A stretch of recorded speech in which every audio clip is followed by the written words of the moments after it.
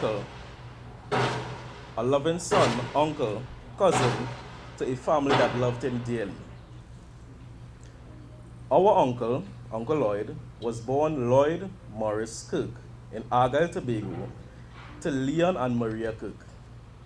On the 25th of December 1954, Leon and Maria welcomed their bouncing baby boy into the world.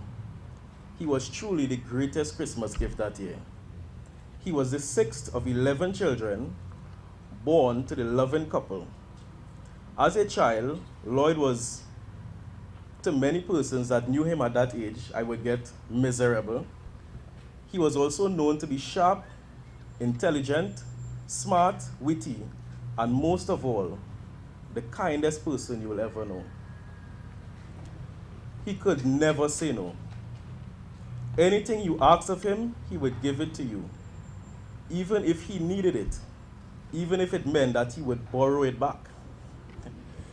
He was known and often referred to as the Minister of People Affairs by his family.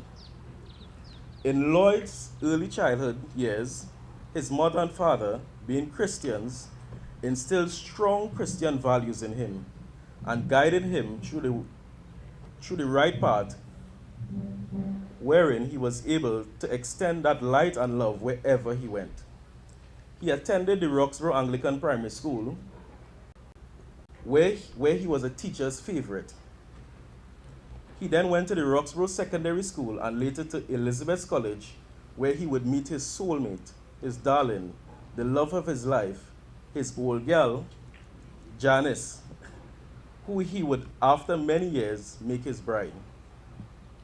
After high school, Lloyd continued to develop into an exceptional young man. There was no one that could have dressed and was neater than him. He moved to Trinidad, where he joined the Trinidad and Tobago Police Service and stayed there for a number of years. In Trinidad, he settled in the somewhat quiet area of Santa Cruz, Cantaro Village. He would even often boast of how he trained Brian Lara. In Cantaro Village, Lloyd was a favorite. Following his passing, I was approached by a villager of the Santa Cruz area who expressed her sorrow and grief in his passing and indicated that the entire village was thrown into sadness and grief upon hearing of his departure. She explained that although he left the village for all those years, because of how he touched the lives of so many people there, they accepted him as one of their own and loved him. She continued with teary eyes, saying he was truly a nice man.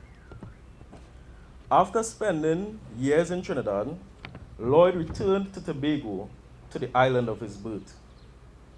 He expressed that some things that he was required to do in the police service was against his morals and was troubled by them, including one time that he was sent to lock up the village overman because no one else wanted to go.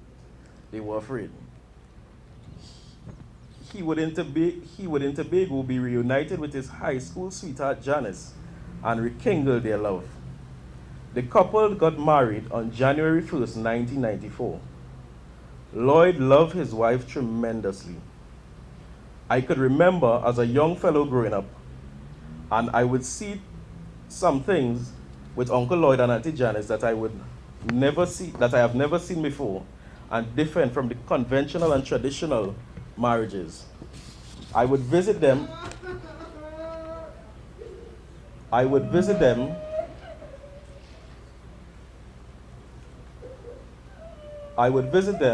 and observe Uncle Lloyd setting and fixing Auntie Janice's hair, fixing her nails, her toes, and ensuring that her clothes were pressed and as neat as can be. And you know how he don't make joke with his old girl, because Janice can't eat carrot and Janice do eat peas and a number of things, which resulted in him picking out all the carrots from the rice at our family functions. These actions showed the love that he had for his bride. I have never seen him happier. Cooking was his favorite hobby, and he was great at it. His crab and dumplings with snout and pigtail was a family favorite dish, looked forward by all at the family get-togethers. And don't talk about rabbit and wild meat, well boy, once he knew I was in Tobago, I was sure to get a phone call from him. Boy, me get to rabbit day, check me. He loved cooking. One, and this was the inspiration where one of his daughters became a chef. The Wednesday before he passed, although he was not in the best of health, he kept calling me for a box of matches to roast a rabbit. I had to tell him, Uncle Lloyd, go and relax, I stop eat rabbit. His love for cooking was obviously his way of expressing care, concern, and love for people, and his desire to always seek to please folks. This care and concern was not limited to his family, friends, in so much that everyone around knew that you could get a plate of food by Lloyd. Talk about a jokey man. Uncle Lloyd always made everyone laugh. I remember I was on work one day and I got a phone call from him in the lobby saying, "Where you boy? I look at down here, I had real problems." When I got down the stairs, I saw him with a smile on his face. "Boy, where you been at take so long? Me nearly go for faint. My blood alcohol level low." I and the persons in the lobby nearly died laughing. That was Uncle Lloyd. Friendly, light-hearted, jovial, and always there to cheer you up.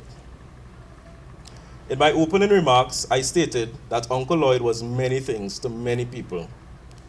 And as we are gathered here today to celebrate his time with us on this earthly plane, we ought to reflect on his life and truly appreciate all that he was.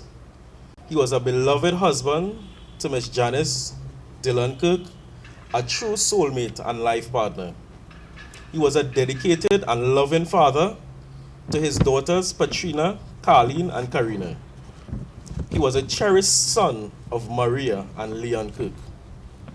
He was a beloved brother of Lennox, Brenda, Uren, Carl, Selwyn, Jocelyn, Ian, and Henson. He was a funny, jovial uncle to many nieces and nephews. He was a great friend to Mr. Cape, Pastor Selby, and many others. He was an advisor and provided guidance to myself and many others.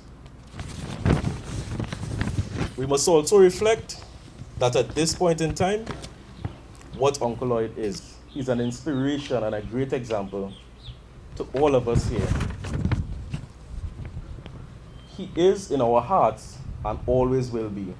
And most importantly, he is in the comfort and care of the Creator. Uncle Lloyd, we thank you for the great times we had with you, and thank you for how you positively affected our lives and the lives of everyone you encountered. And we do understand that the day of birth is sure and that the day of death is also imminent. May we be reminded to live our lives being reminded of this. We thank you and bid you farewell. May you rest in peace. On behalf of Uncle Lloyd's family and I would like to thank everyone that offered their warm condolences in our time of comfort and sadness. I thank you all.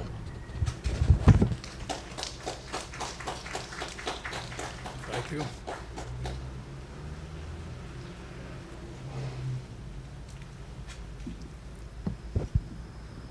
Well, thank you to everyone who has had something to share up until now. We'll continue the service with singing of the hymn, "I'm satisfied in Jesus now. My restless soul is calm and still." And we'd ask you to stand while we sing.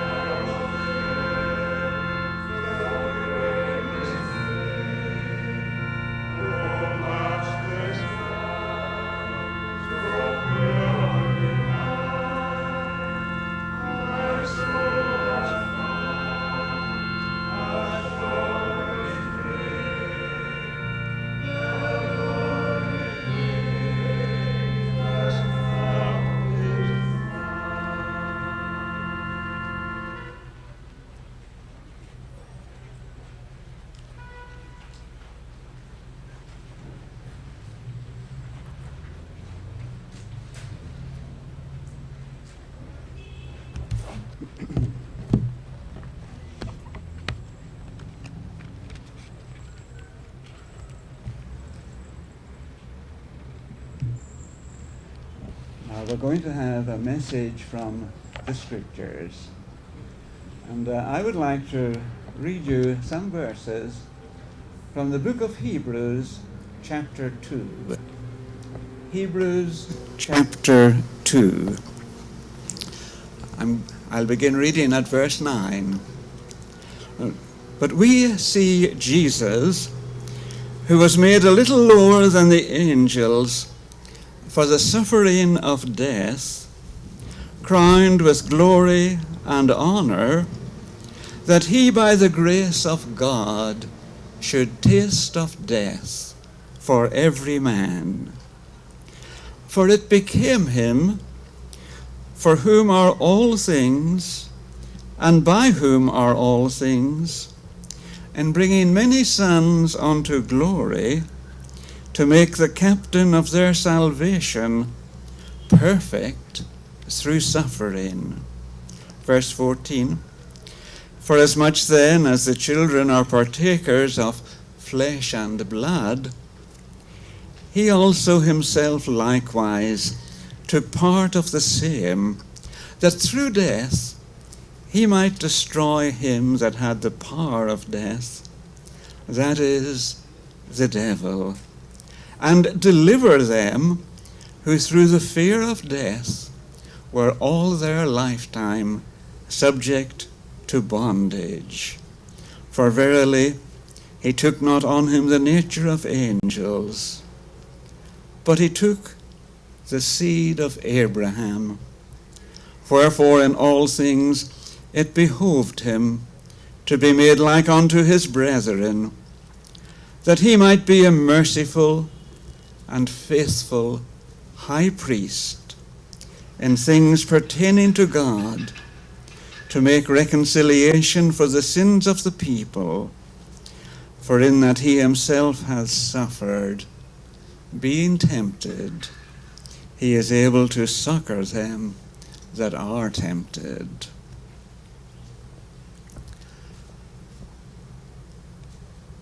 Today, as we are gathered together in the presence of death, it is good if we can turn to the Scriptures, which give us hope. Now, we have heard a lot in this service already about our brother Lloyd, and I appreciate all that has been shared. But there would be something very, very absent from a service like this if we did not also talk about our older brother, that is Jesus Christ. And the reason that we can gather together today, thinking not just of the past. Most of what we have heard already is from the past. So not thinking just of the past, nor only of the present, but that we can think of the future, and that each of us personally can think of our own future. The verses that I have read for us teach us about Jesus. It included the word salvation. This book of Hebrews mentions salvation many times. A few chapters further on, it talks about how Jesus is the author of eternal salvation to all that obey him. And we would like to remember that the whole purpose of our Heavenly Father in sending Jesus to this world, it was to bring salvation. That when this day would come for us, that we would not perish, but have everlasting life. That is salvation. That when this life is over, that we would have a better place to go. And the verses that I have read tell us about He being the one who has conquered not only death, but also the one who has the power of death. And He has put us in a position that if we receive this great salvation, that we no longer have a fear of death.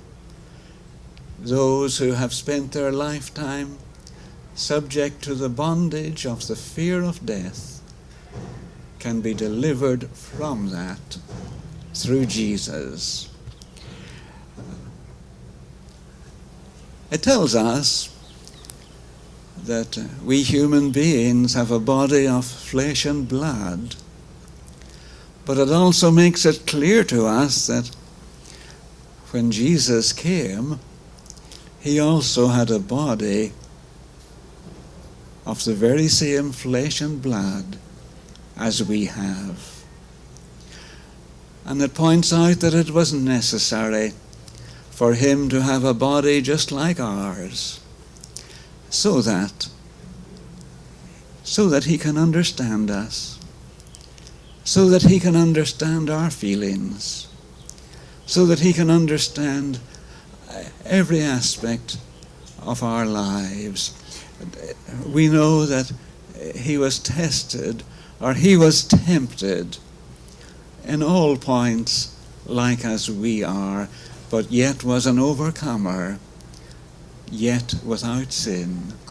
And the portion where I finished up reading tells us, in that He Himself suffered being tempted, He is able to succor them that are tempted.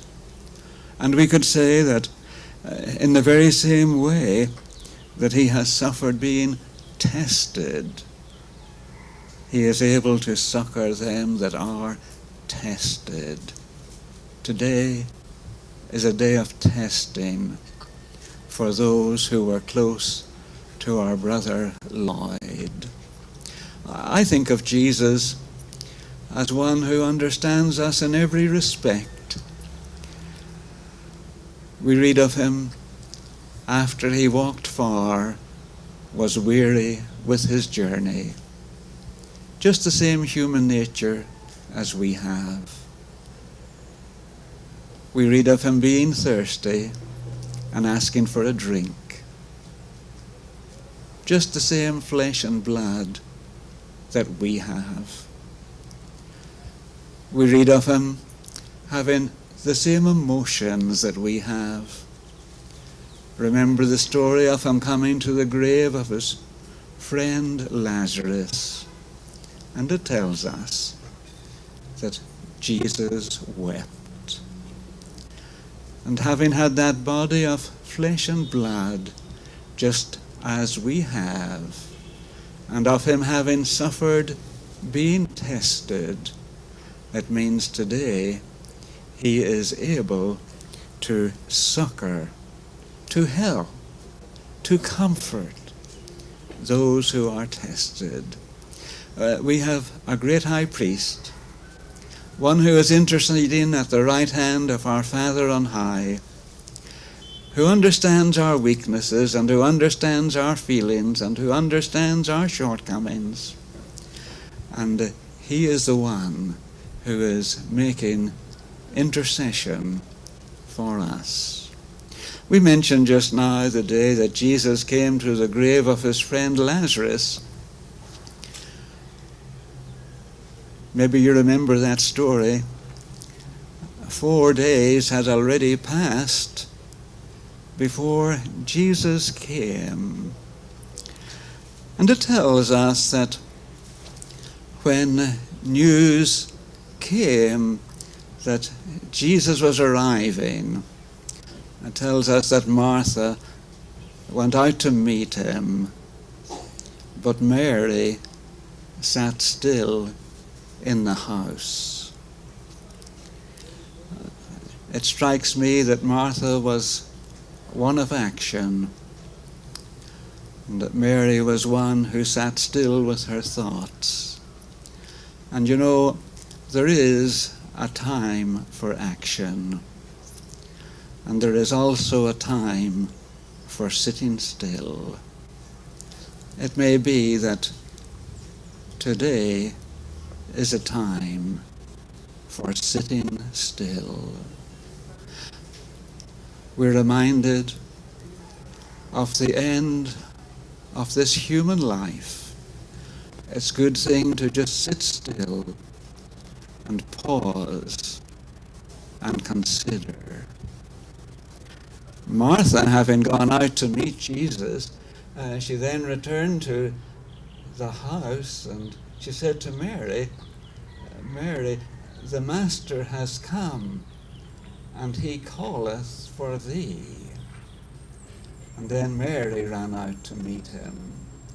I love to think of those words, the Master has come, and he calleth for thee. Today, the Master has spoken to us in a very real way. He has spoken to us through the voice of death. Perhaps that is one of the loudest voices with which the Master can speak to us. And the message was, he calleth for thee. And that is a message that the Lord would like to bring to every soul today. It concerns our salvation. Right in this same Hebrews that we have read from, the question is asked, how shall we escape if we neglect so great salvation? But the Master is come, and he calleth for thee. It tells us that Jesus went to the grave, and he wept. But after he had finished weeping, he asked that, roll away the stone. And then it tells us that he cried out with a loud voice, Lazarus, come forth. I want just you to think of one question. Do you think that that is the first time that Lazarus heard the voice of Jesus? He heard the voice of Jesus that day, and when Jesus spoke those words, Lazarus, come forth, Lazarus came forth. But I'm going to tell you, that was not the first time that Lazarus heard the voice of Jesus. In his lifetime, he had heard the voice of Jesus many times. He had got to know the sound of that voice. He had already learned to obey and to follow that voice. Remember, we are taught that my sheep hear my voice, and they follow me.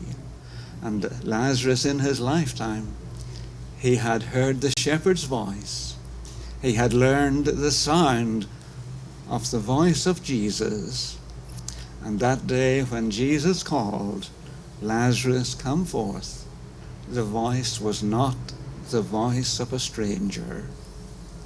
And every one of us, we would like that the voice of Jesus, the shepherd's voice calling his sheep, that voice would not be strange to us, but that at this time that we would realize that that is the voice that we must follow in order to inherit this great salvation. We express our sympathy today to all of the Kirk family, all the family circle. We think of those who are going to miss our brother Lloyd the most, but we trust that in the days ahead that they will find comfort. Now, we're going to close this service with a hymn, Thy Sweet Beloved Will of God, that's printed on your pamphlet. And then the final closing prayer will be at the graveside. After we sing this hymn, the casket will be opened for a short time for viewing. So we stand together and we sing the hymn, Thy Sweet Beloved Will of God.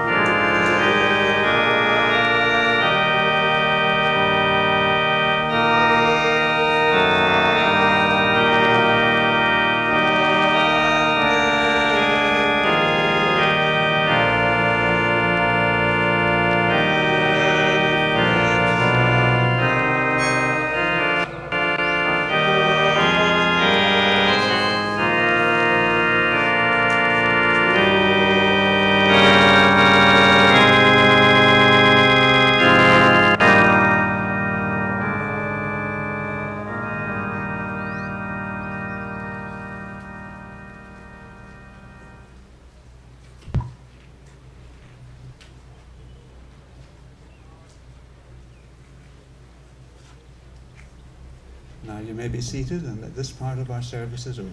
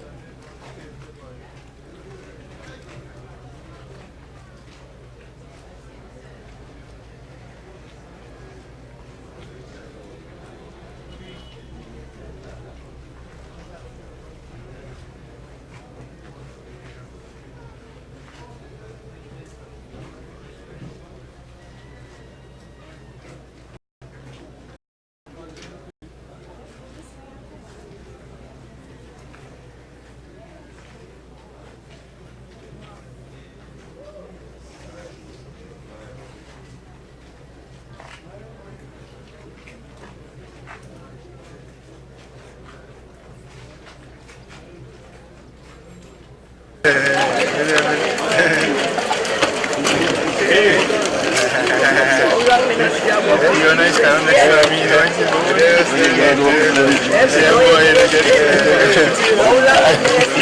So we don't get two. He doesn't do that again.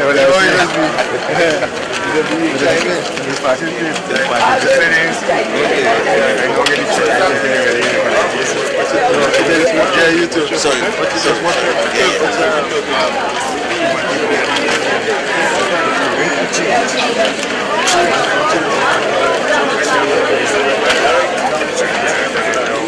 What's that?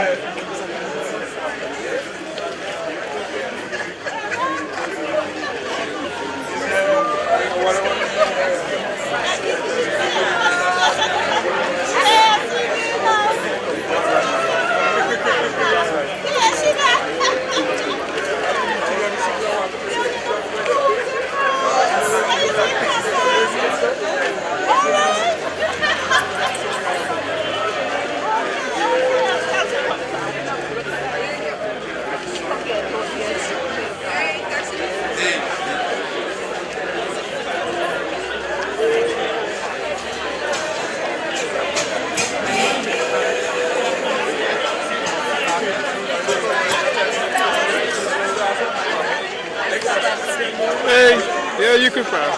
You alright? Yeah, I would say no. I send it away. So I'll always send it for your food. So you just sit it. I'm gonna tell Roy, she can see him.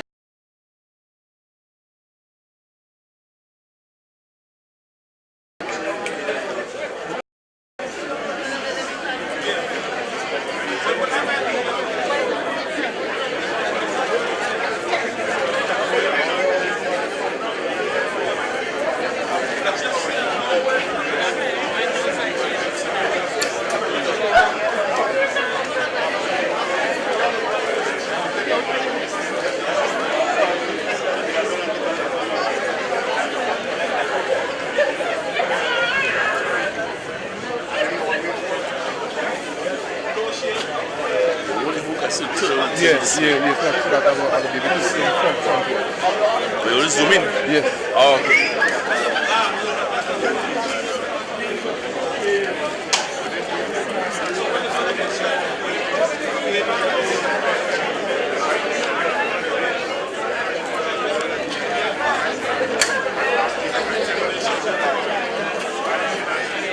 going to cruise to that further, right? Okay, no problem.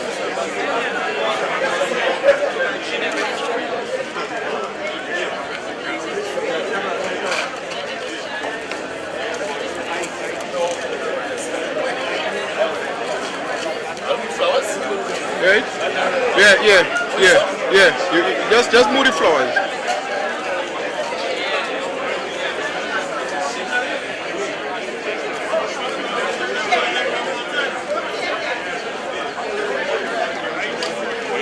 Yeah, kind of angle him a little bit more for me. So, to you, come across. Right.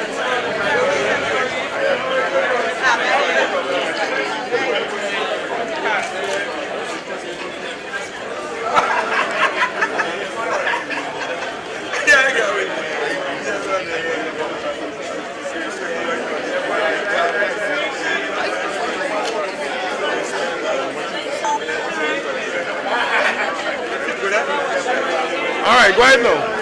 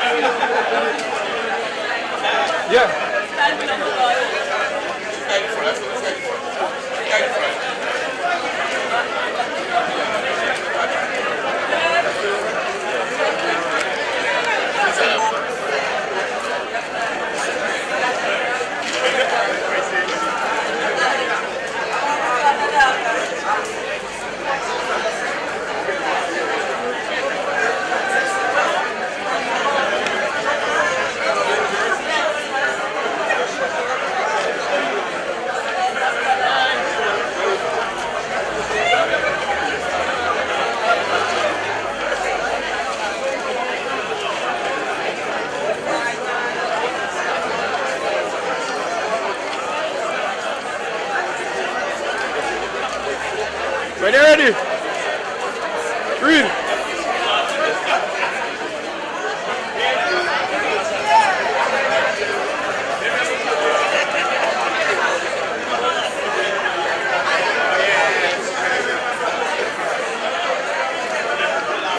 When you're ready.